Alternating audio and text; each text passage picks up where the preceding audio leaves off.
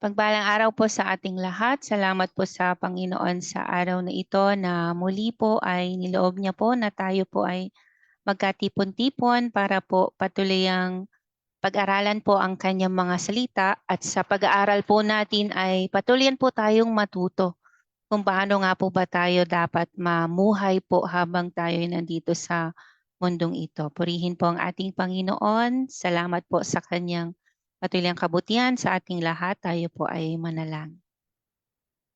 Ama, patuloyan po ang aming pagpupuri at pagpapasalamat sa iyo sa araw na ito na ginawa mo po, Panginoon.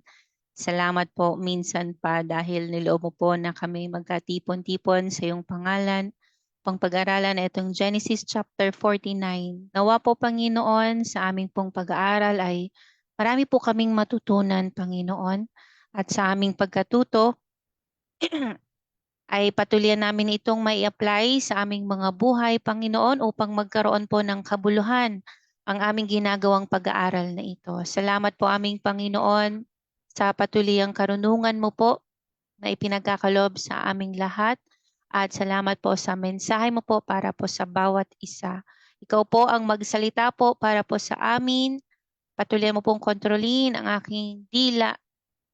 Yung pinapasabi mo lamang po ang siya kong masabi po, Panginoon. At salamat po na patuloyan ka pong kumikilos sa buhay po ng bawat isa. At nais mo po, Panginoon, na talagang kami ay makapamuhay po ng may kabanalan at para rin naman po talaga ito sa aming ikabubuti. Kaya tulungan at turuan mo po kami sa oras na ito, Panginoon. Salamat po sa mga nakakapanood at nakakapakinig na ng live na ito. Salamat po sa patuloy ang kaayusan ng mga ginagamit po namin para po sa live na ito. Ikaw po palagi ang mapapurihan sa pangalan ni Jesus. Amen. Amen. Dito pa rin po tayo sa Genesis chapter 49. Yes, andito po din po tayo sa Book of Genesis. At kung loloobin po ng Lord ay mamayang gabi nga po yung pinaka last chapter po. And then kung loloobin din ng Panginoon ay bukas po ay Exodus chapter 1 na po tayo na babahagi po sa atin ng ating Nanay Nelia. Papuri po palagi sa ating Panginoon. Genesis chapter 49, Jacob blesses his sons. So makikita po natin dito yung prophetic message po ni Jacob para po sa kanyang 12 anak na lalaki. So again, ito po yung pinagmulan ng tribes of Israel. Ito pong 12 anak po na lalaki po ni Jacob. Pero yes, nagkaroon din sila ng babaeng kapatid. Pero dito po ay yung specifically yung 12 anak niya po na lalaki ang kanyang pinagpala. Basahin po natin at patuloy po nating i-ready ang ating puso sa pagkilos po ng Panginoon. Sabi po dito, pagkatapos tinawag ni Jacob ang mga anak niya at sinabi, magsiparito kayo dahil sasabihin ko sa inyo kung ano ang mangyayari sa inyo sa darating na panahon. Kayo mga anak, magsilapit sa akin. Akong inyong ama ay sumandaling dinggin. So napakahalaga po ng pakikinig po sa magulang. Sabihin mo nga po ay pakikinig sa magulang. Yes, kahit po tayo ay mga matatanda na hanggat po tayo ay may magulang, napakahalaga po na atin po silang pinapakinggan. Dahil sabi nga po dito sa Kawikaan chapter 4 verse 1, dinggin ninyo mga anak ang turo ng inyong ama, sa inyo ang unawa kung laging diringgin siya. Kasi nga po, syempre bago tayo lumaki o nagkaedad sa mundong ito ay nauna na po ang ating mga magulang. So kaya po talagang, lalo na po yung mga godly parents, sabi mga godly parents, yes, no po, yung mga godly o makadiyos na mga magulang, mas dapat sila nating pinapakinggan. Po, kasi talagang mas maganda po yung may karunungan. No po? Hindi po kasi ito kayang bilhin o kayang nakawin. Yung karunungan no po na ipinagkaloob ng Panginoon sa ating mga magulang at ito yung kanilang sasabihin sa atin. Talagang hindi po tayo mapapariwara. kapag po tayo ay duminig sa kanilang mga turo. Opo. Kaya dito ay talagang pinapakita na mahalaga po ang mga turo, lalo na po ng mga makadiyos na magulang. Kaya patuloyan po natin silang dinggin. Opo. Dahil kung gusto mo talagang mapaanyo sa buhay na ito, at kung ikaw din ngayon ay isang magulang na, syempre wala po tayong ibang hangad, lalo tayong mga makadiyos na magulang, wala talaga tayong ibang hangad kundi ang matuto ang ating mga anak. Syempre kasi hindi tayo hindi tayo palaging buhay. Aminin man natin o tanggapin man natin ito o hindi. Talagang hindi tayo palaging buhay. Opo. Kaya talagang inaaralan natin sila ng salita ng Diyos. Opo. Kaya nawa ay talagang dinidinig po natin, lalo na po yung ating mga makadiyos na magulang kapag po sila ay may sinasabi. Sa pagpapatuloy po, dito naman po makikita natin kung ano po yung basbas dito kay Ruben. Sabi po dito, si Ruben ang aking panganay na anak. Sa lahat kong supling ay pinakamalakas. Mapusok ang loob, baha ang katulad. Bawat madaanan ay sumasampulat. Sa kabila nito ay hindi kasisikat, hindi mangunguna, hindi matatanyag.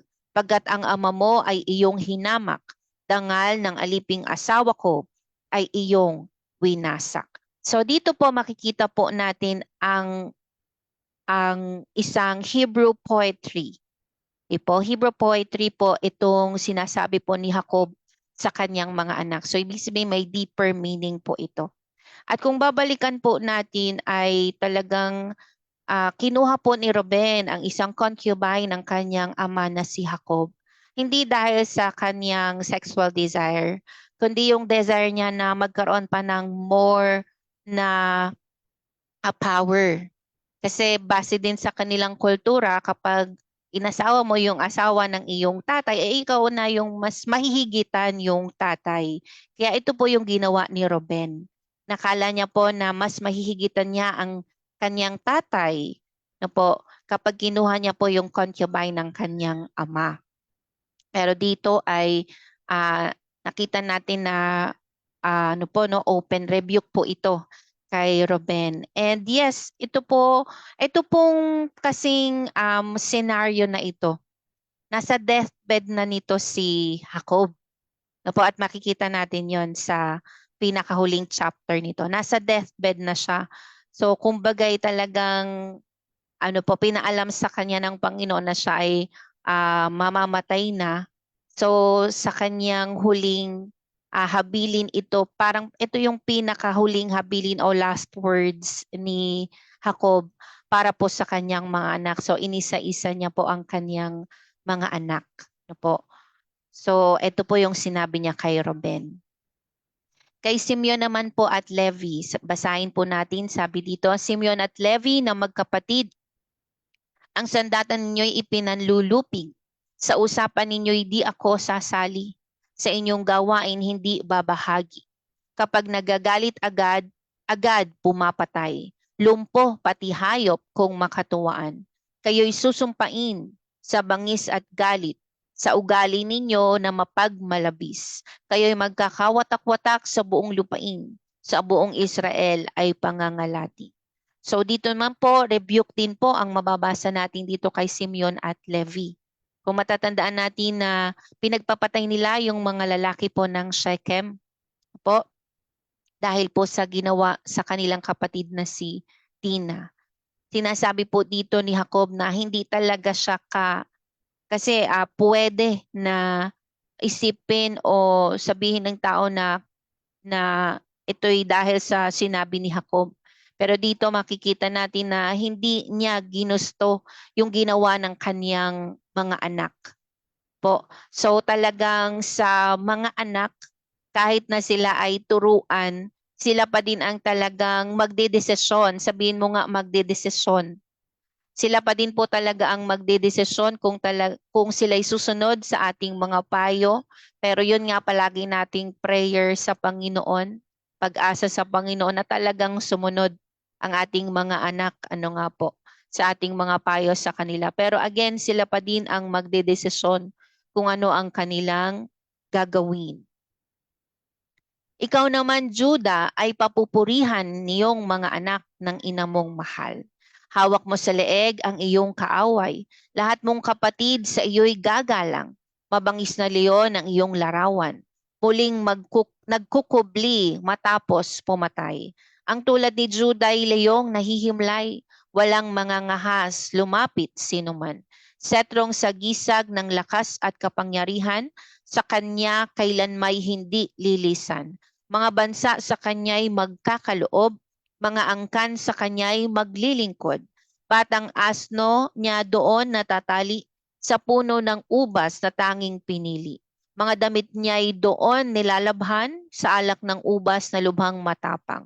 Matay na mumula dahilan sa alak, ngipi pumuputi sa inuming gatas. So makita natin na yung blessing ng pagiging panganay ay napunta po kay Juda. Base po sa blessing na sinabi po ni Juda sa sinabi ni Jacob sa kanyang anak na si Juda. At ito nga po yung tribe na pinagmulan po ng ating Panginoong si Jesus. Po, si Juda. Although yes, may nagawa din si Juda po na kasalanan po. Opo, may nagawa din po siya in the past. Pero kasi pag sinabing ang prophecy, pwedeng ito'y nangyayari na o pwedeng magaganap pa lamang. Po. Sa baybaying dagat doon ka, Zebulon. Ang sasakyang dagat sa iyo kakanlong, ang iyong lupai aabot sa Sidon. So katulad nga po ng sinabi ko kanina, yung pag sinabi pong prophecy, pwedeng naganap na o magaganap pa lamang. Kasi itong prophecy kay Zebulon ay hindi pa rin nagaganap hanggang sa ating kasalukuyang panahon kung di po ako nagkakamali. 14, malakas na asno ang katulad mo, Isakar. Ngunit sa kulungan ka, maglulumagak. Nang kaniyang makita iyong pahingahan, ang lupain dooy tunay na mainam. Tiniis na niyang makuba sa pasan, nagpaalipin na kahit mahirapan. Si Dan ay magiging isang pangunahin katulad ng ibang pinuno ng Israel. Ahas na babagsik sa tabi ng daan na handang tumuklaw sa kabayong daraan upang maihulog iyong taong sakay. So ito po, totoo na nangyari na po ito na naging hukom nga po itong tribes of Dan. Sa pagliligtas mo, O Diyos, ako'y maghihintay. Ito po ay sabi ni Jacob. 19. Haharangin si God ng mga tulisan, lalabanan niya at magtatakbuhan. Ang bukid ni Asher ay pag-aanihan ng mga pagkain ng taong marangal. Si Neftali naman ay tulad ng usa, malayat ang dalang balitay maganda. Si Jose naman baging na mabunga, sa tabi ng bukal nakatanim siya. Paakyat sa pader ang pagtubo niya. Mga ngaso ang nagpapahirap, hinahabol siya ng palasot sibat. Subalit ang iyong busog ay mananatiling malakas. Ang iyong mga bisig ay palalakasin. Ang dahilan nito'y ang Diyos ni Jacob, pastol ng Israel, matibay na muog.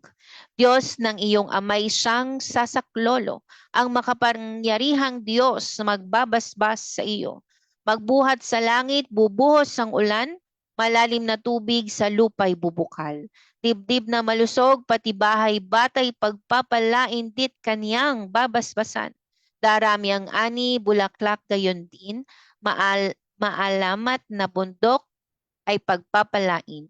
Pati mga burol magkakamit aliw, pagpapalang ito nawa ay makamit ni Hoseng nawalay sa mga kapatid. Yes, yung blessing po ng pagiging panganay ay napunta po kay Juda, pero si Jose pa rin po ang itinuring na panganay. Although yung blessing ng pagiging panganay ay napunta sa lahi po ni Judah.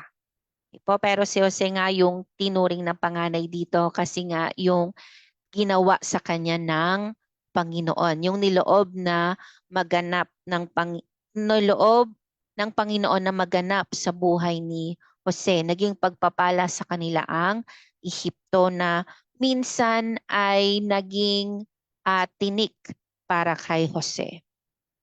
Tulad ni Benjamin Lobong pumapatay, sumisila ito ng inaalmusal kung gabi ang huli pinaghahatian. So sabi nga po dito, ito ang 12 anak ni Israel. At gayon sila binasbasan ng kanilang ama ayon sa basbas na angkop sa kanila. So dito po natin makikita na talagang kahit ito ay talagang anak po ni Jacob o ni Israel, ay iba-iba pa rin po ang kanilang naging kalalagayan. Po. And bumasi nga din po yung blessing o pagbasbas o prophecy po dito ni Jacob for his children ay base din po sa kanilang mga pangalan. Po.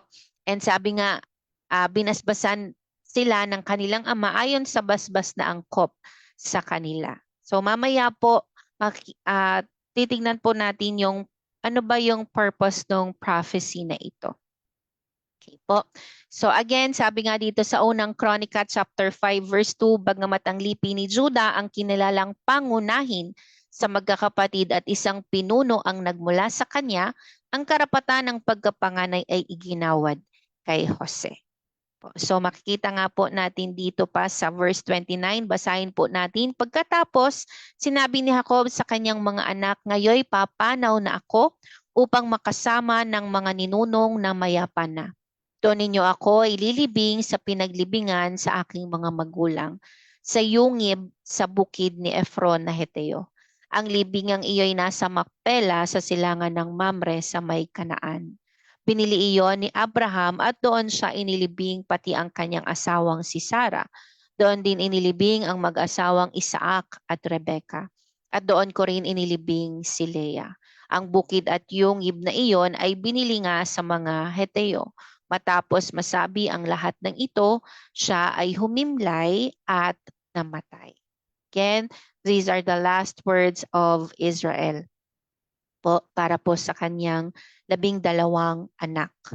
And ito po, makikita po natin yung purpose po ng prophecy na ito. Pero basahin natin itong 31 no po. Take note, hindi si Raquel yung inilibing doon sa binili ni Abraham no po, kundi si Leah. Po up to sa pinaghimlayan ng katawan nitong si Leah ay talagang nasa kanya ang pabor ng Diyos. No po? Kahit hindi siya yung pinakamahal ni Jacob, siya pa rin yung pinaboran. Nasa kanya mas ang pabor ng Diyos. So mas tapos nga masabi ang lahat ng ito ng mga basbas po o blessings ni Jacob o ni Israel for his children, siya po ay humimlay at namatay. So ano po yung makikita natin dito yung dahilan ng prophecy na ito. So una po makikita po natin na wait lang po.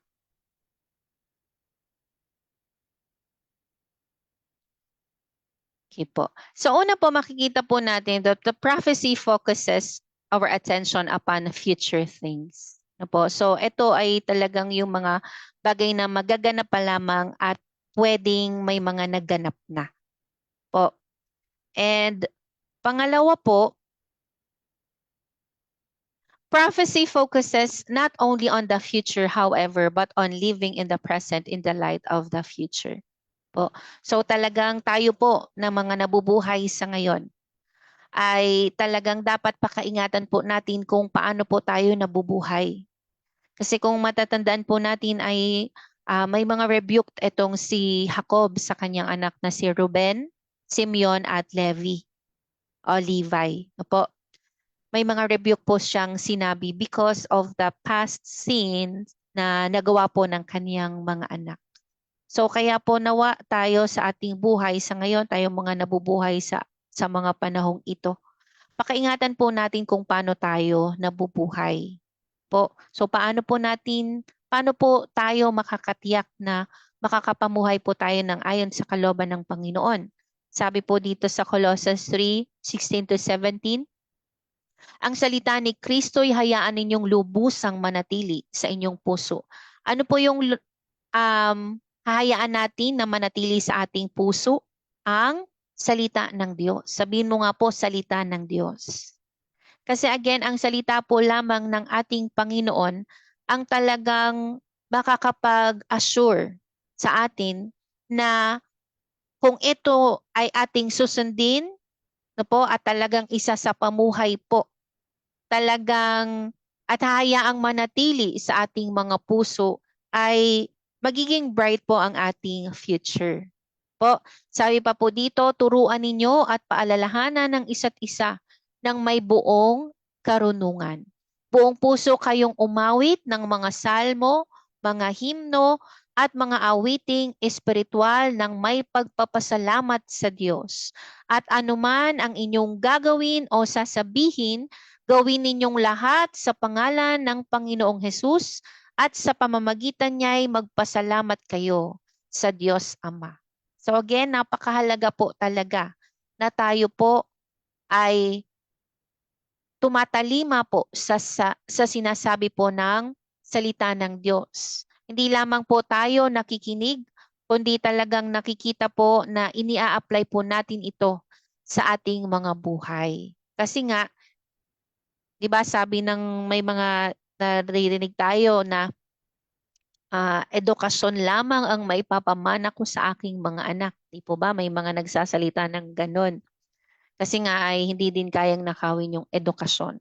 Pero nawa maging iba po tayo.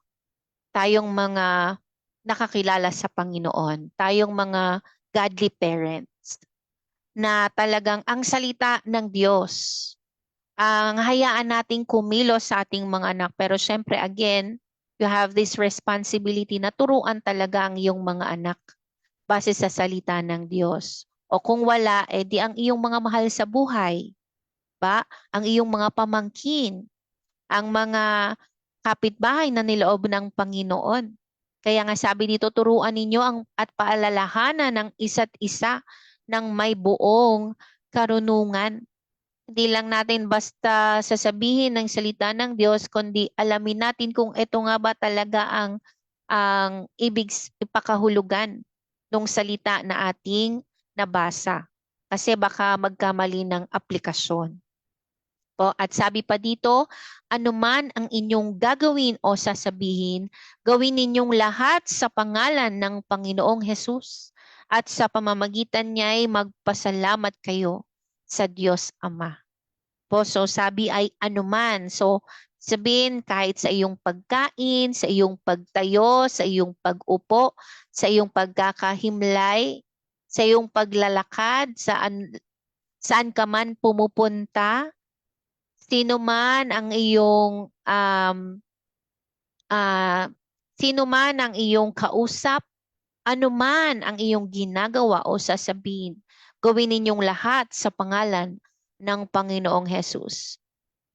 So paano pa po magiging sure na bright ang ating future? Sabi dito sa Colossus 3:23, anuman ang inyong ginagawa, gawin ninyo ng buong puso na parang sa Panginoon kayo naglilingkod at hindi sa mga tao. So ito po ang ating gagawin. No po, para po patuloy ang maging secure at alam mo na walang magiging consequence yung iyong gagawin, no po, ay gawin po natin ng buong puso ang anumang ating ginagawa na parang sa Panginoon, kahit yan man ay pagluluto, no po, paglalaba, paglilinis ng bahay, o ito po ay isang uri din ng pagsamba sa Panginoon. No po, pamamalengke, no po yung araw-araw na routine natin bilang tao. No po, Gawin po natin ito ng buong puso na parang sa Panginoon kayo naglilingkod at hindi sa mga tao. Sa pa po, sabi nga dito, sapagkat si Kristo ang Panginoong pinaglilingkuran ninyo at alalahanin ninyong pagkakalooban kayo ng Panginoon ng gantimpalang inilaan niya para sa inyo. Ang mga gumagawa ng masama ay pagbabayarin sa kasamaang kanilang ginawa sapagkat ang Diyos ay walang kinikilingan. Sabihin mo nga, walang kinikilingan ang Diyos. Ipo ba? So kahit nga po, itong 12 anak na ito, itong 12 lalaking ito ay anak ni Jacob. Diba? Ito yung promised child sa kay Jacob. Po, na ang kanilang angkan ay magiging isang bansang makapangyarihan. Po, pinili na bansa ng Panginoon.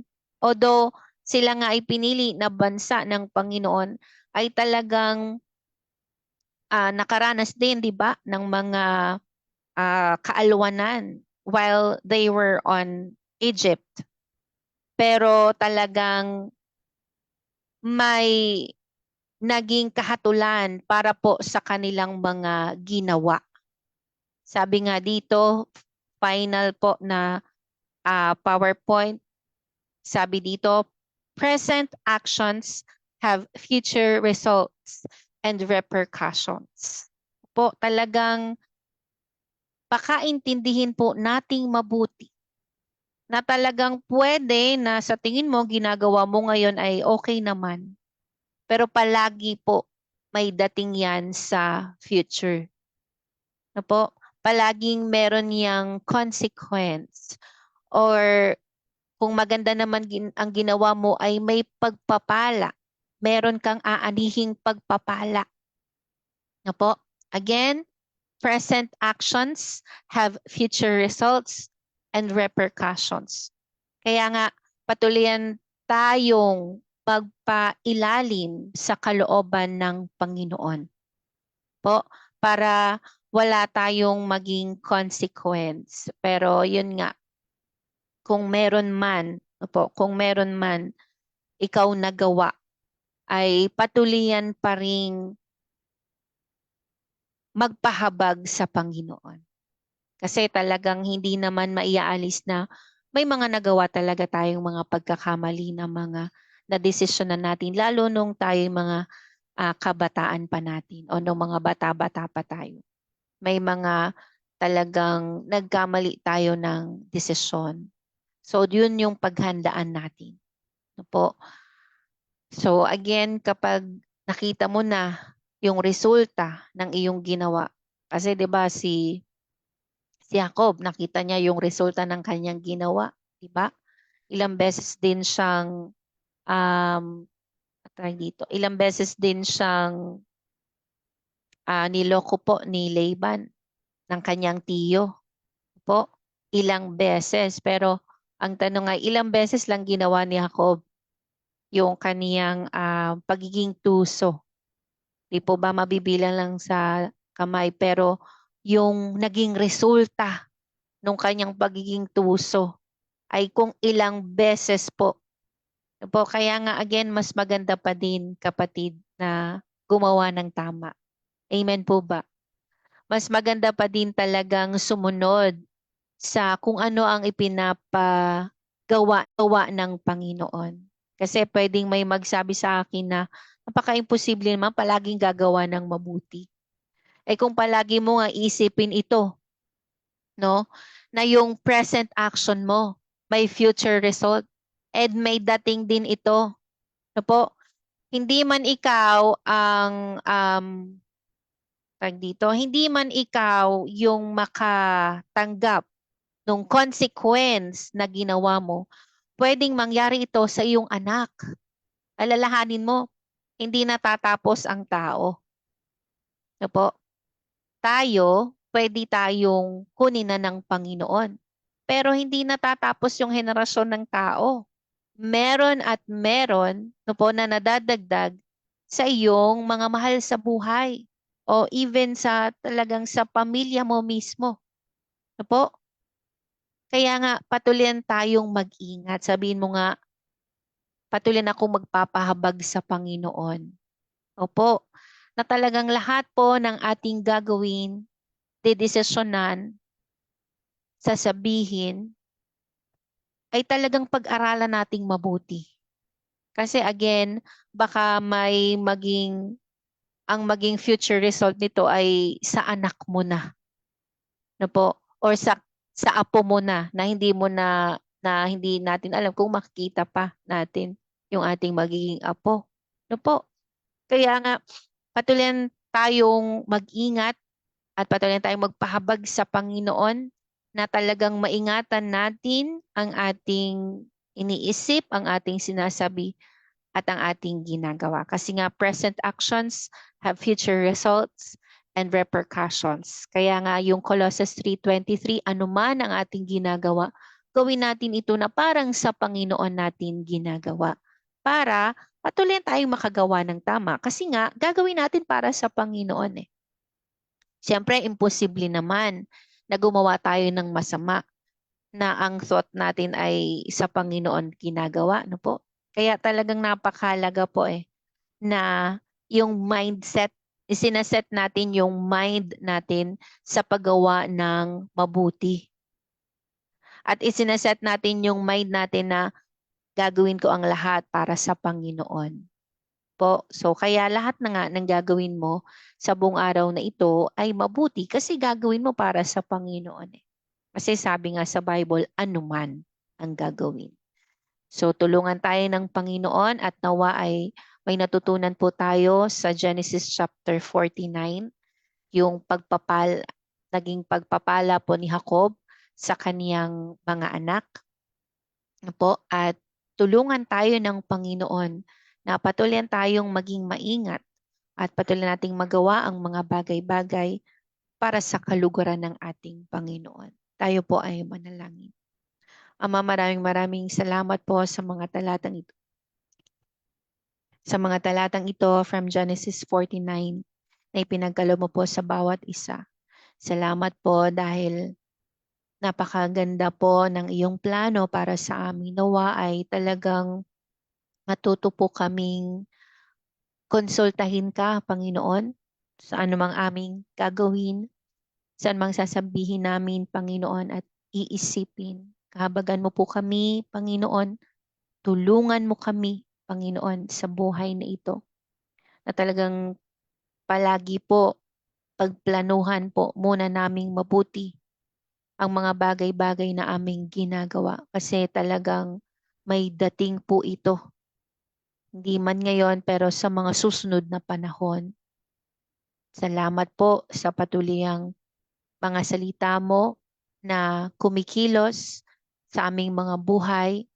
Nawa ay patuloyan po itong maitanim sa aming mga puso upang patuloyan kaming makalakad ng naaayon lamang po sa gusto mo po para sa amin. Patawarin mo po kami kung may napagdesisyonan kaming mga bagay noon na hindi po na nagbigay ng parangal sa iyo. Patawarin mo po kami, Panginoon. Kahabagan mo po ang aming mga magulang, ang aming kani-kaniyang asawa, ang aming mga anak, ang aming mga mahal sa buhay, at mga relatives po o mga kaibigan po namin, Panginoon. Nawa patuloyan kaming maging pagpapala sa iyo at sa kanila, Panginoon. Salamat po aming Panginoon na patuloy po kaming tinuturuan kung paano po kami dapat talagang mabuhay sa daigdig na ito, Panginoon. Mahabag ka po sa amin, sa aming pamilya, at sa mga ginagamit mo po para maging pagpapala po sa amin, Panginoon, mga hanap buhay po na ipinagkaloob mo po. Salamat po aming Panginoon. Salamat din po sa mga kapatiran po namin na nakakapanginig at nakakapanood ng live na ito. Nawa ay katagpuin mo po ang kanilang pangangailangan ayon din po sa iyong kalooban para sa kanilang mga buhay. Pinagpala mo na po sila, Panginoon, habang maingat ka po nilang sinusunod.